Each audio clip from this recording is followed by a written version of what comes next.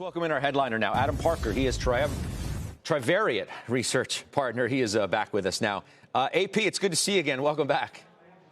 Yeah, great to see you, Scott. All right, so I hope you heard our conversation here. I did. Where are we at? Where are we going?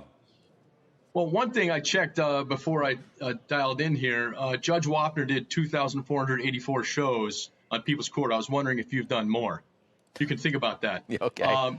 I think I have some time to go here. You might have another couple of years to go. Anyway, great to be back on the show. I heard the debate, and look, I think it really depends on your time horizon. We did a lot of work on both FANG-M and on growth stocks, and here's where I come out. I think this cycle really rhymes more the 2009, 2010 recovery. We're 12, 13 months from the lows today. And if you look back in the last cycle, financial crisis, I think you hit on some key points. What works is margin expansion and cash flow generation. So if you want to buy growth stocks, they do have to have some justifiable price to cash flow, and they do have to have margin expansion. I think those are the two real keys to dipping in there. Those were the most effective metrics for months 3 through 6 after the initial growth correction. This is the 11th growth stock correction since the financial crisis, and nearly every time those two metrics were the most effective to predict return. I think this one started, mid-February in terms of the bear steepening fear on growth stocks. So we're kind of almost 3 months from when it started, and that's what's going to work over the next 3-6 months. By the way, October of this year is our 10th anniversary. I'm just throwing that out there. So, we can look at the numbers. Nice. We can look at the numbers with Judge Wapner. I wanted to make you think, Thank you. With weekends and holidays and all that stuff, I don't have an exact number in my head, but we can figure that out for sure. You're the statistics guy, so you should have had that number figured out already. I just wanted to give Wapner context Thank you. for you. Let me ask you this. Are we in trouble here or not? Let's just break it down as simple as we can. I don't think so. I think in order to get really nervous about markets, you need to believe margins are going to go lower.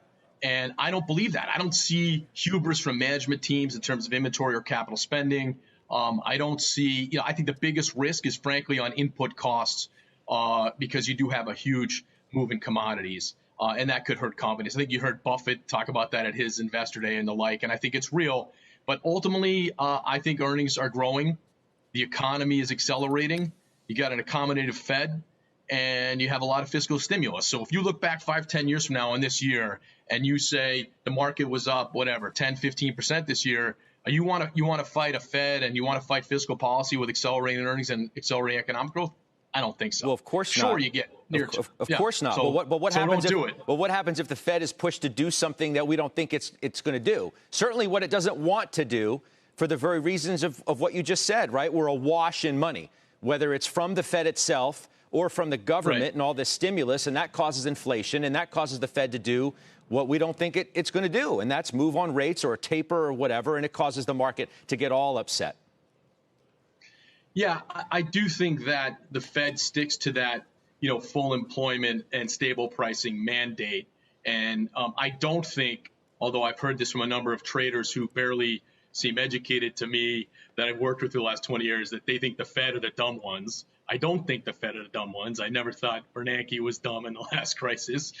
So I would just go and assume that the guys with all the experience have some intelligence to them. So I think they're going to wait till you get better data on employment. And I think the big thing you saw last Friday was on the wage front. You don't see a lot of wage increases. That's going to lag the commodity boom. And so I think they're going to be a little bit slower and more accommodative. I don't think you should buy the crazy valuation growth stocks because they are at risk. As you guys point out, most of their value is in the terminal value. And so if rates rise, their value is hurt. You buy the growth stocks that have some cash flow and have margin expansion. And there are a bunch of them. And by the way, some of them include the big FANG-M ones you talked about. So I don't necessarily think you want to get nervous on your equity exposure. Frankly, the biggest problem I have is just that valuation is high.